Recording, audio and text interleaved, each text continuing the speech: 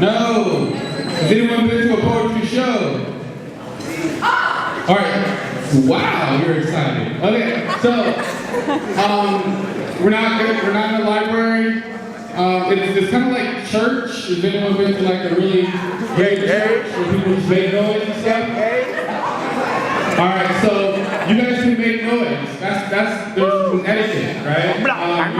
If you like something, say yeah, or oh, that's cute, right? That's how we eat. That's how we feed off your energy. So real quick, just to test it out, just pretend like you heard the most sad line you've ever heard in your life. On the count of 3, you make whatever noise that comes to you. 1, 2, 3. What about the most funny line you've ever heard in your life? The most funny line, 1, 2, 3. All right, the most like lovey-dovey, cute line you've ever heard in your life. 1, 2, 3. We've come to the conclusion that lovey-dovey and sad are the same exact thing. All right, we're gonna get started.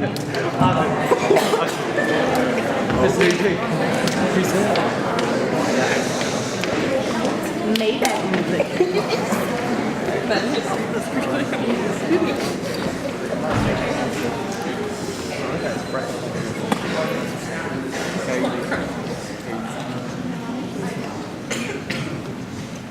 What's up, family? How we doing? We good?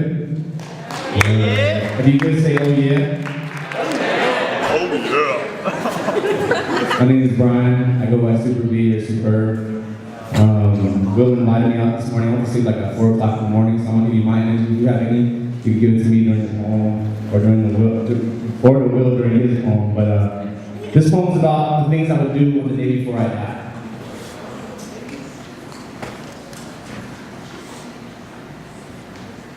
On the day before I die, I will jump out of the pilot of this plane and land on top of an elephant's head in the middle of South America on a Thursday. And it will be a Thursday because I will die on a Friday. On the day before I die, I will grab a megaphone and I will sing, if you don't know me by now, you will never, ever, ever know me. To a group of strangers, Starbucks won't care whether or not they see me tomorrow. I will sit on top of trees and poop on birds. I will catch them by the beak, kiss them on the eye, and ask them to tell me about the view I will see tomorrow. On the day before I die, I'll grab a tuba and play in the middle of Times Square traffic. Someone will yell, get out of the street, you're crazy. That'll be my cute karate chop, the first creepy old lady I've seen in the neck. And I know this all sounds far too crazy. But on the day before you die, it's the only day beautiful and insane are exactly the same. And I want to die insanely beautiful. Like on the day before I die, I will not speak. I will communicate in sign language using the only 2 signs I know, love and thank you. These are the only 2 things I ever need to say anyways. The day before I die, the smog in downtown will be thick enough to tag me. I will write Los Angeles love poem in neon paint or read thank you for loving me, but there are far too many ugly butterflies out here trying to convince all these gorgeous caterpillars are looking pretty and flying are the only ways out, and I know better now. The day before I die, with a tattoo across my neck will read Brian was here in size 36 tree carving font. I will donate my blood and my clothes and a hug to whoever asks first. I'm gonna place a single mic in an empty subway cart in Brooklyn, let the rats and the traps tell stories about what really happened on 9/11. The following day, at my funeral, my heart will drop its drumsticks. The only thing left is his flesh and his clothes that I borrowed for a day or free. I'll leave you a souvenir of this day. I'll leave it hanging on the telephone wires and remember, and I'll remember this day. Because tomorrow, I'll be coming home. Good friends, prototype, good luck.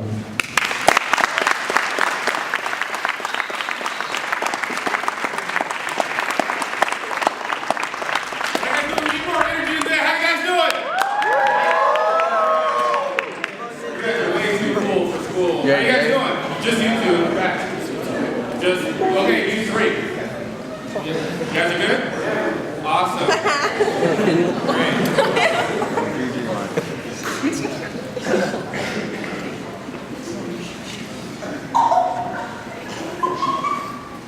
Whoa, was that hypnosis going on back there? Yes, thank you. Wow. because my mother calls me a beautiful black man, it isn't enough. I guess just because I get racially profiled by the OPD when I roam my streets, it isn't enough. I guess just because I'm a black, not of Hispanic descent on my SATs, it isn't enough. It isn't enough to be seen as black by my black peers. Maybe I need more FUBU. A new era fitted and some Tim boots. Play ball, dip a caddy and smoke blacks. Play ball, dip a caddy and smoke blacks, because that's what we do. At least that's what they do, because to them, I'm not black enough. From blacks, I've been called Oreo more than chocolate sandwich cookies. I've been called Oreo so much Nabisco's trying to sue me. I've been called Oreo, that's black on the outside and white on the inside. I'm black on the outside and right on the inside. I'm not your MTV, BET, as seen on TV, black man. I'm your get your degree. Marriage before seed, love self, then love thee, black man. So middle finger to your stereotypes. I said middle finger to your stereotypes. Yes, I'd rather ride skateboards than run track meets.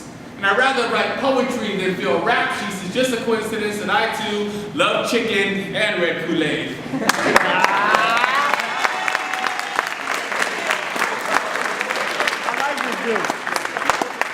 Middle finger to our stereotypes. I said middle finger to our stereotypes because it's not just them, it's us. We fought for the freedom to excel, became free to excel, but it's much more fun to go dumb.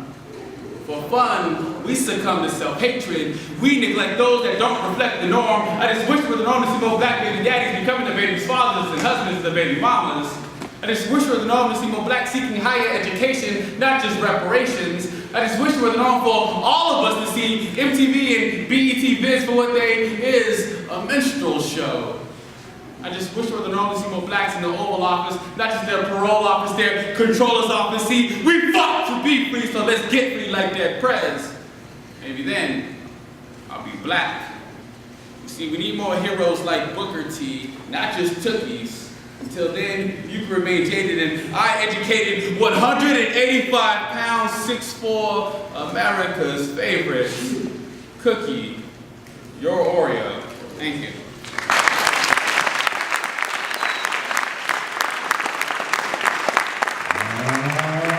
Turn the microphone over to you guys. Is there any brave souls out there that want to perform some poetry and help us talk?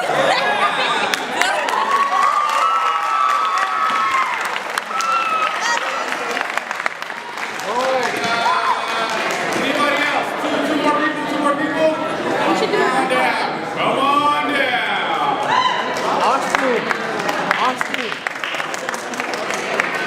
Austin. Joe, tell him. I'd like to apologize real quick. I'm not off book yet, so please forgive me. Alright? The title of my poem is called Not the Only One. Enjoy.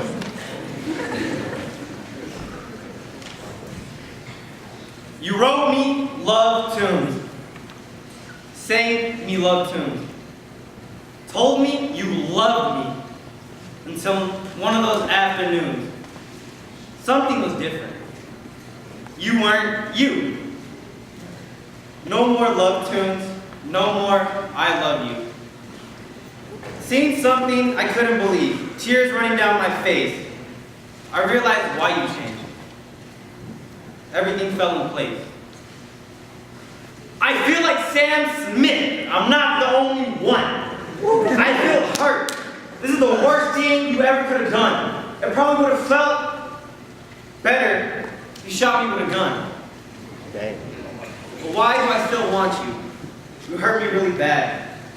I think of you and I go blue. You are the best thing I never had.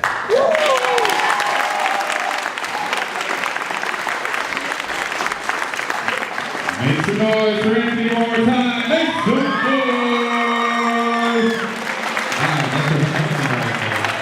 This poem is called Remembering Micah. I saw you the day you were born. Now you're walking around. Your mom's taking you out of state. And my question is how? Am I going to live with us? Because I think of you in everything that I do. You are my muse, which is why my poem's all about you. And And I wonder in Georgia who's going to be there to talk for you.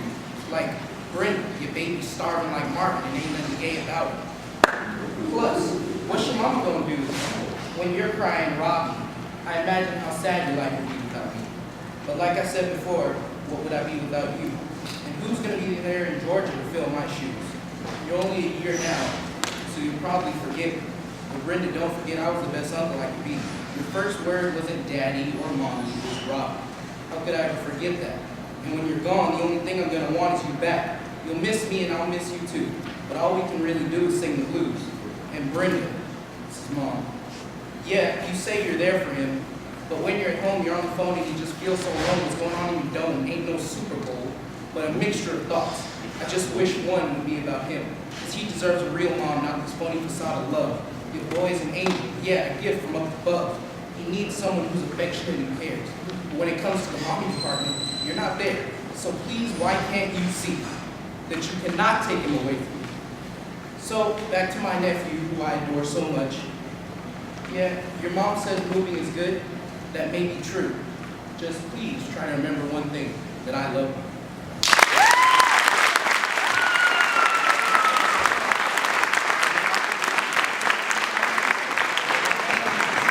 Keep it going, one time for Robert, keep it going for Robert. Together, Brave Souls, volunteers, come on down. You may come on down.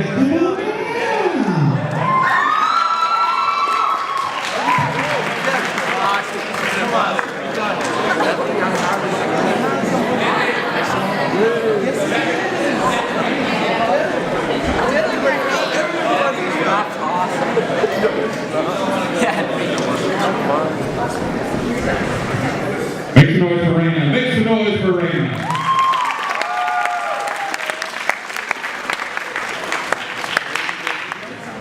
This is called Another Day Another. A fresh start to a brand new day. Let's make this better than the last. Another morning brings another end of school. Another late start brings another call home. Another PE class brings more laughs about me. Another lunch alone brings more stares and whispers. Another walk home brings another late start on chores. Another trip home brings another list of chores. Another set of chores brings another late dinner. Another late dinner brings another beating from father. Another broken glass. Another beating from father brings another broken glass. Another broken glass brings a late start on homework. Another late start on homework brings a restless night. Another restless night brings another run to school. But hey, we can always make it better than the last.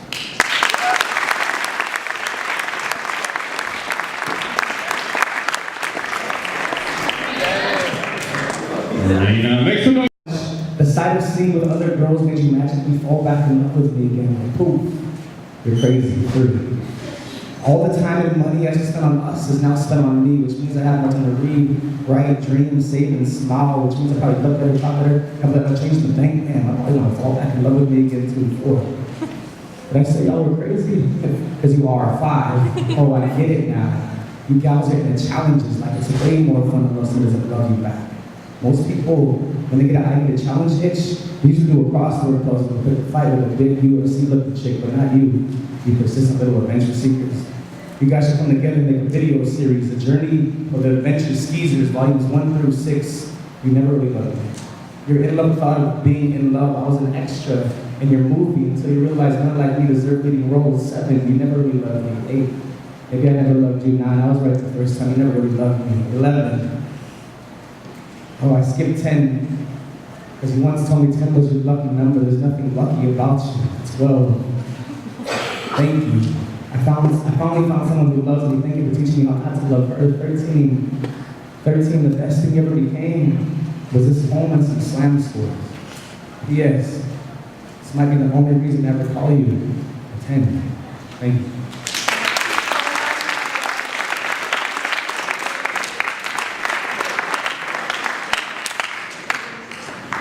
All right, I'm gonna switch modes. Can I just tell you guys a story instead? Yeah. Awesome. Story time. What was that? Yes, we're going to say. All right.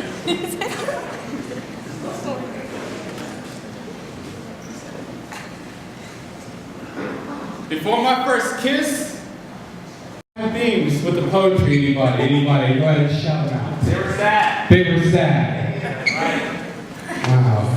Have you guys been involved with like Socratic Seminar at all? Anybody? You guys in the back? Okay. So we're just gonna have a little discussion real quick. So they were sad. You guys can just chime in. Do all poems have to be sad? No. No? Can poems be about happiness? Yes. About anything? So what are some motivations for writing poetry? Love. Emotion is definitely a big part of this. Anything else? The past. Yeah, most of my poetry is about the past.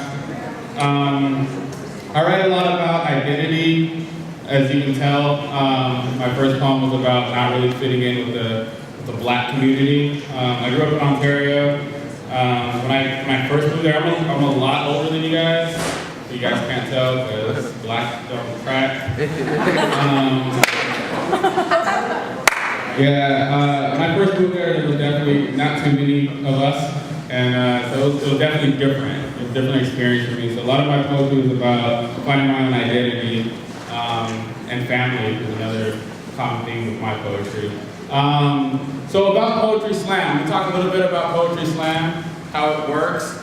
Is there a format for the slam that you guys are having? No. No, we just get up there and share your poems? Yeah. And that's it? Okay, so we come from, we performed on a couple of national slam teams and traveled the U.S. to perform against the best poets in the world. It's amazing and fun and nerve-wracking. There was a format to the way that we perform poetry. We had a time limit. It was judged. Who's judging your poetry? The teachers. The teachers? Oh, that's not fair.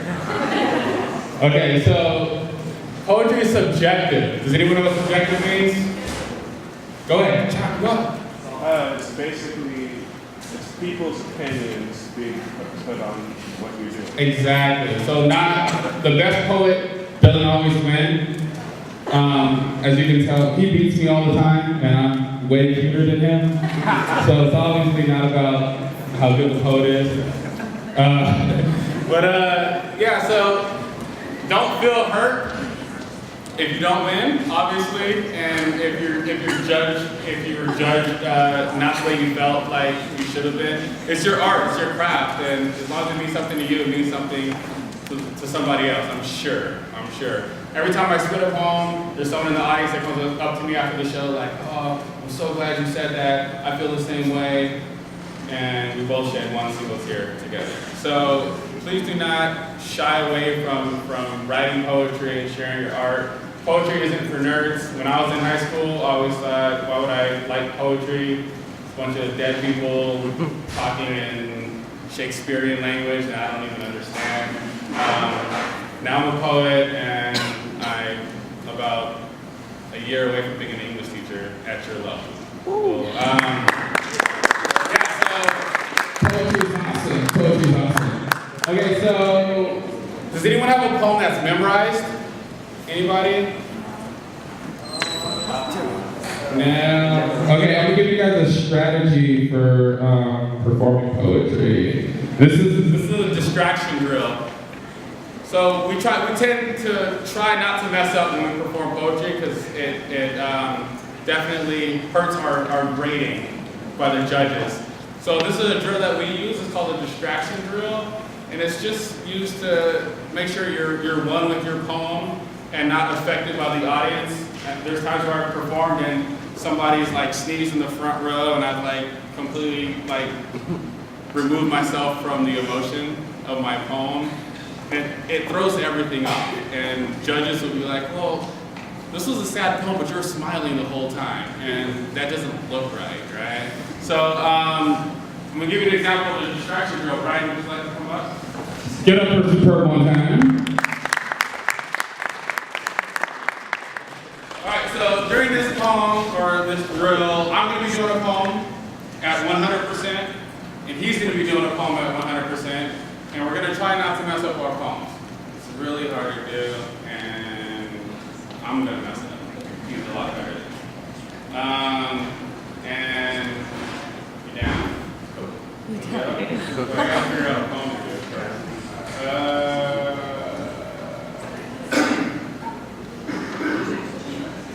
I'm just gonna do my Oreo poem again. Sorry, don't listen to it.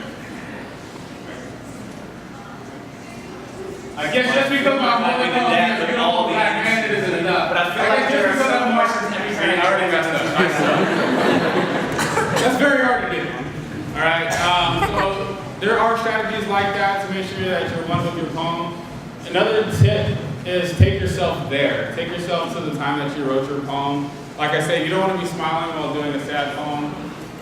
There's times where I cried on stage. It's because I took myself back to the time when I wrote the poem. It's a very important thing. It's a very powerful thing for you to do. I know that we grow and we evolve and we might not feel the same way or believe the same things that we did when we wrote the poem, but for the sake of performance poetry, is what we do, spoken word, it's always good to take yourself back to that time. Are you guys, how much time do you have? Oh my gosh, that's a lot of time. You guys want to hear some more poems? Yeah. All right. I'm gonna turn it over to Brian. Brian's gonna do another poem. Make some noise for Superb.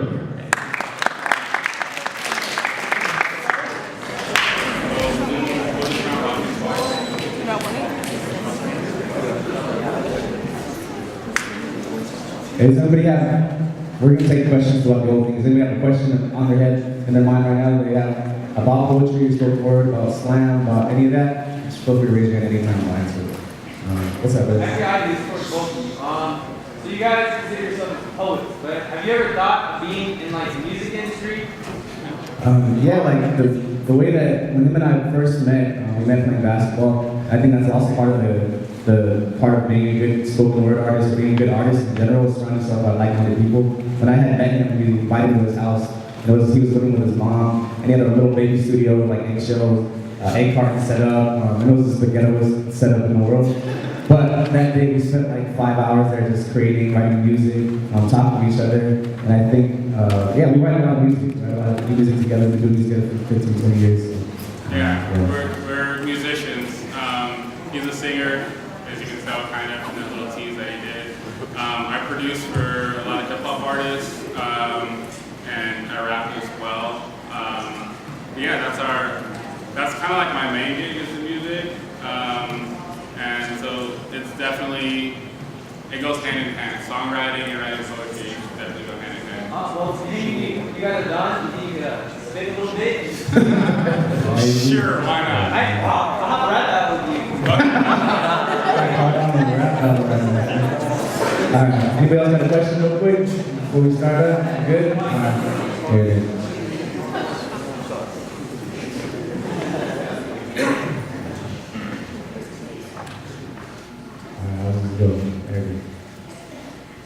So the other day I met this guy at Starbucks, and the green in his eyes reminded me of these emeralds I saw in this girl's loud earrings I met in Philadelphia on a bumpy plane ride back to Cali. And the wrinkles in her hands remind me of the loose skin of my grandma's bum Filipino knees, and every time I shake hands would grip her walker.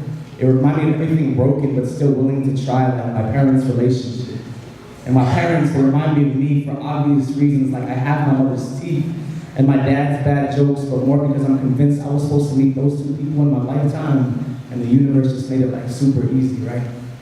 See, in Chinese myth, the gods tied red strings around our ankles, connecting us to all the people in this life we were destined to meet.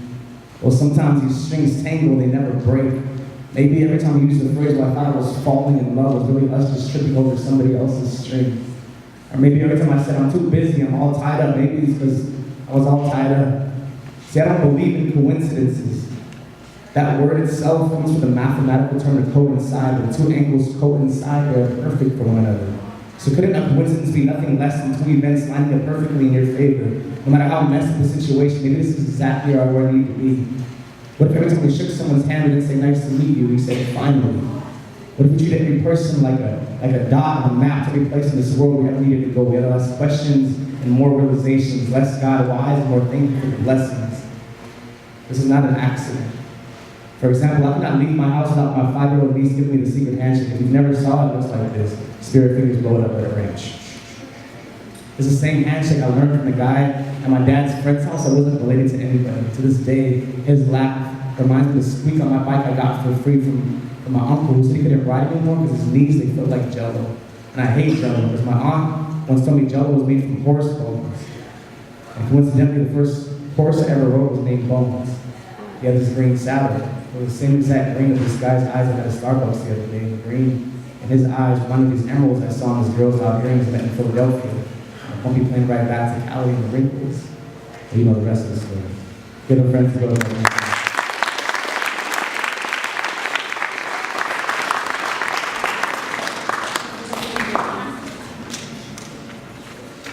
You have to keep adjusting the mic.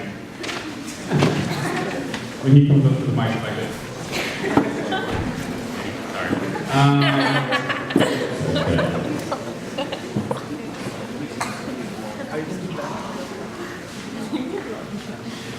This is dedicated to my best friend.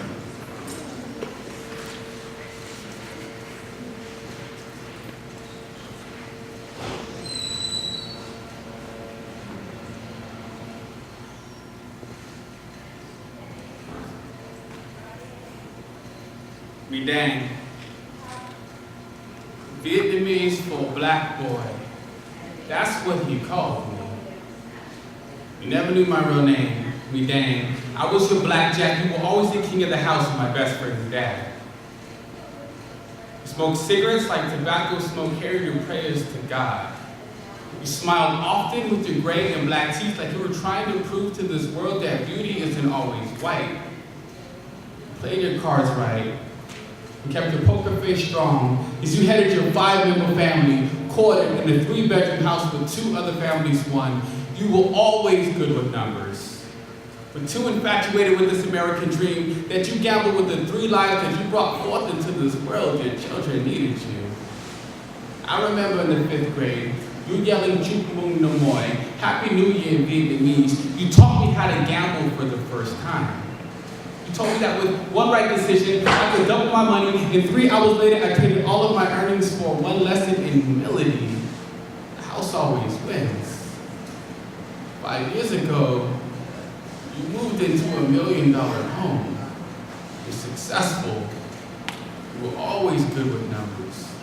But now your stories aren't adding up. 5 days ago, you lost $4,000 in a 3-hour trip to the gas station. Once upon a time, that made sense. But since your black little boy is now 27, and your son, my best friend, 26, the odds for 25 creditors calling all having the wrong number is unlikely. And college tuitions have become milk carton missing. You blow on craps.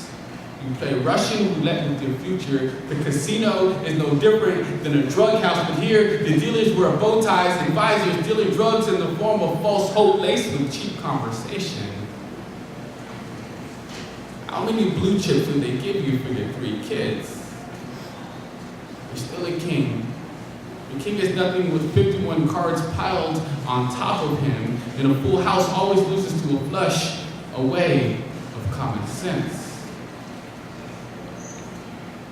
You used to give your wife diamonds. Now her heart is getting spaded by your trips to the players' clubs. Bet you never knew. You could pick up a car, put it on black, and make it disappear with one red nightmare. Bet you never knew that you were strong enough to throw a paradise hard enough to destroy $1 million home. In the 5th grade, you taught me the house always wins, and now you're losing yours. I just wish poker chips came with the Surgeon General warning, exposing the harmful side effects of their use. You see, your recreation is wrecking what you created. While you were sleeping last night, I wrote this poem on the back of your hand, hoping that the next time you raise it to yell, hit me, it would hit you that you have a lot to lose. Be dang. Vietnamese for black boy. Though you never knew my real name, I've always admired how you can make something from nothing. Now you have something worth betting on. So I bet you, your family, that you won't stop gambling. Thank you. Before we move on, does anyone have any questions? Any questions? Any questions? Does anyone else want to come up and share? Does anyone else want to come up and share? No. Wow. Do you guys want us to keep going, or you guys want us to just stop and go home? Alright, go ahead. You want to go up? Yes, come on here.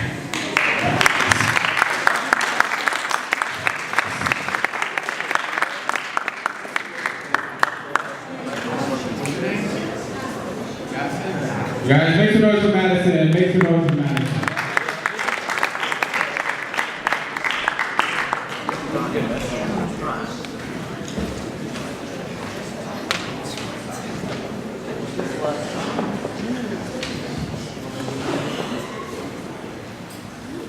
I know it's trying to be sad, but I'm still hearing that rhyme and it's stuck in your head, and it's stuck in my head, about appreciation.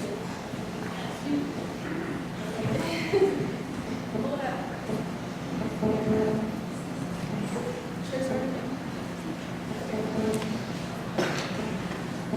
I know it shouldn't be sad, but I'm still hearing that rhyme and it's stuck in my head, about appreciation. You'd say, appreciate what you have now because you don't know how long you have it for. Don't let it slip through your fingers. Don't let it crash to the floor. This is the only life you get, live it to the fullest. But how can I, when you're not here to live by my side, to help me through it? Well, maybe being alone is just how it was meant to be. Okay, I'll try to see you in Junior.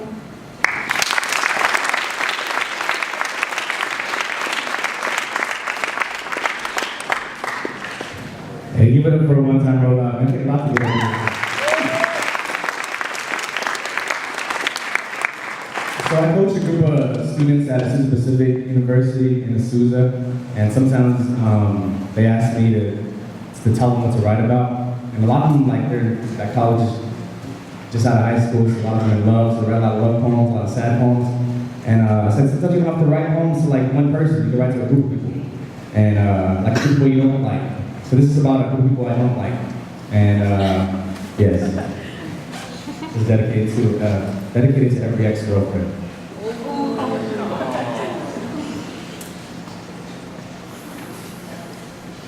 I think I'm gonna cry right now. I'm just kidding. Dear every ex-girlfriend ever, it has come to my attention that you, for some reason, love me more now than while we're together. This could very well be a classic case of not knowing what you have until it's gone, or I have conjured a few other ideas of why this might be true. One, I somehow physically get more attractive when I'm sad. I have evidence to back up this theory. I was once in the grocery store, half defeated from a broken heart, and randomly raised my right budget in cereal aisle, and didn't say something.